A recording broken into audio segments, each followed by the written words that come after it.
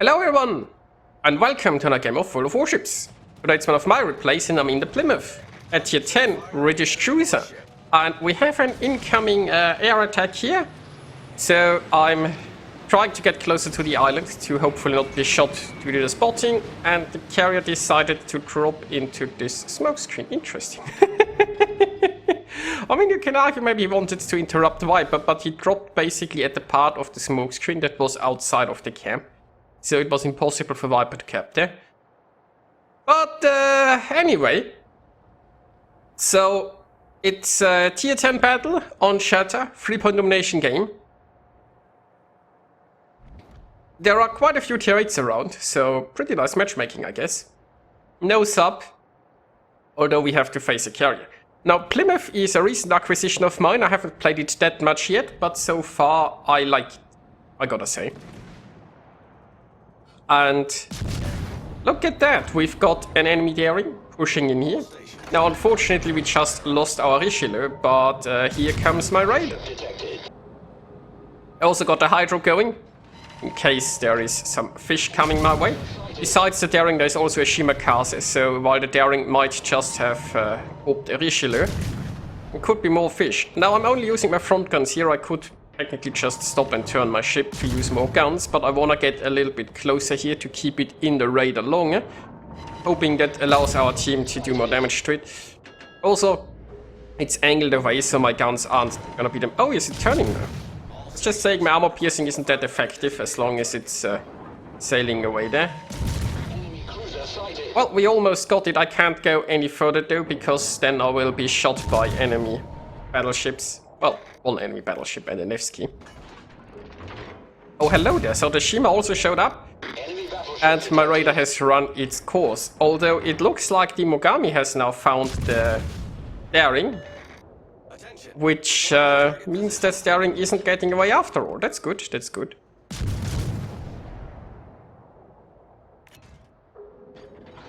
Well now, this isn't looking too bad. 2 enemy destroyers are already down. We've got 2 caps. We are in the process of taking the 3rd, and I'm detected by Setshima. Now, I still have some hydro running. And I'm immediately smoking up, mostly because of the Bourgogne. I mean, maybe it was a waste, because the Shima went in cover anyway. Then again, the Bourgogne was close enough, it would have kept me spotted. And, you know, Plymouth isn't known for being tanky. So, better be safe here. Also, by the way, there is actually a Seaton now coming in from the other side that will have shots at me. So, not being detected is probably a very good idea here. Seaton could also torpedo my smoke, by the way. I'm not sure what Seaton's torpedo range was. Was it already over 10? I mean, Seaton is at 11.2. Oh, and I got the Shimmer. Well, that's nice. Now, what Plymouth doesn't have is good turret traverse, so it takes quite a while to get those turrets around. And that means I won't be able to interrupt this Seaton here. Maybe I should have tried to pay a bit more attention to it sooner, but then again I still got the Shimmer there in the end. It would have been a shame if that escaped.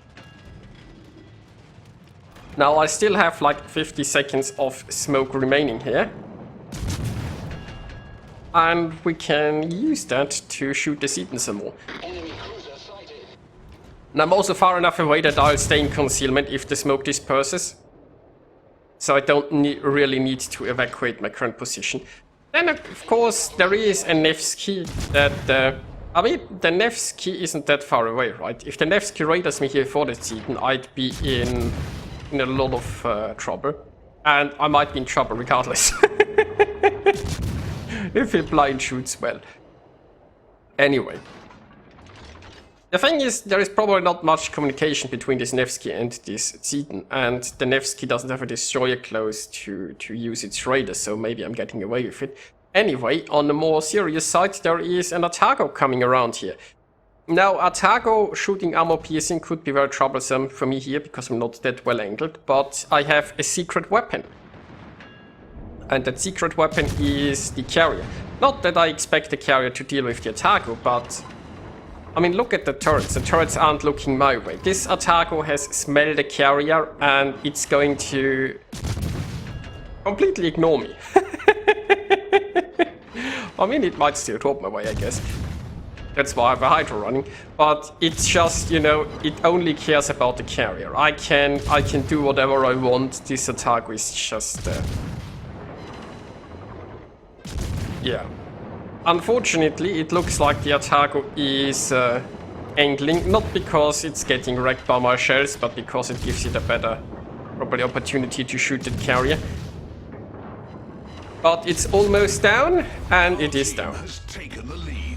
And interesting enough, our carrier even survived. Smoke generator activated. I mean, for now. Now the enemy carrier could come in and finish off ours. If a carrier is that low health, right, it's not going to be able to withstand an enemy carrier attack.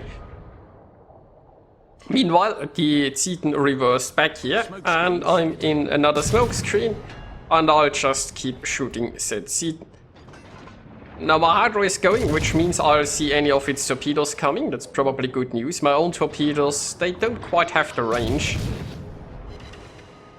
which is a shame. Now Viper is coming in here with more smoke. I mean, my smoke was still going for a while, but obviously US smoke is quite a bit better, and his smoke trail is quite a lot longer.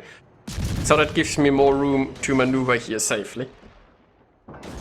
So that's always appreciated.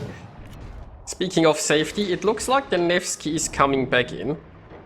And Nevsky radar is a constant threat, sort of, I suppose. But especially since with the Yu Yang, the Nevsky could just try to radar to find that. I mean, I don't know what the Nevsky knows, right? But it's probably seeing Yu Yang torpedoes at some point, which should give away that there's a destroyer around.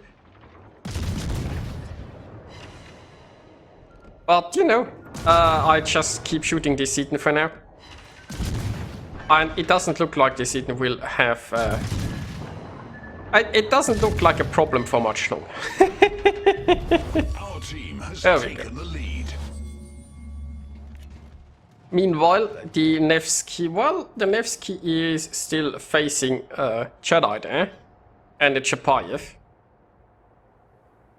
And Jedi secondaries might just be doing something against the Nevsky.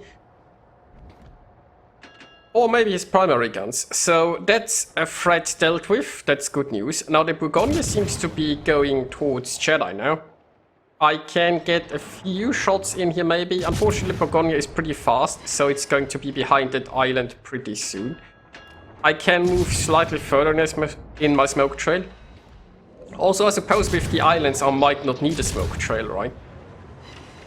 And again, like, I could also be spotted, for example, by like Shabbat or whatever, through the B camp, depending on how those guys maneuver. So once I leave my smoke, I have to be potentially careful. Right now it doesn't look like somebody can see me. Although if this prince gets a bit closer...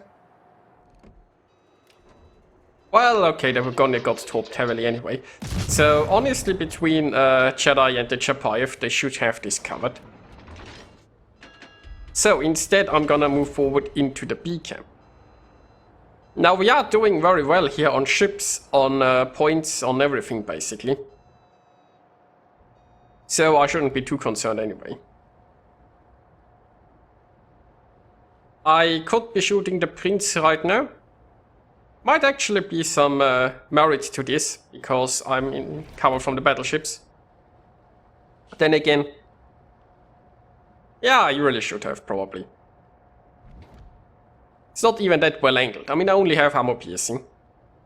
My only advantage of not shooting is that I can approach unseen, which could allow me to torpedo those battleships. But then again, it doesn't look like the battleships are really coming for me. Our carrier, meanwhile, is still alive. Interestingly enough. Although, it's now getting pushed by battleships.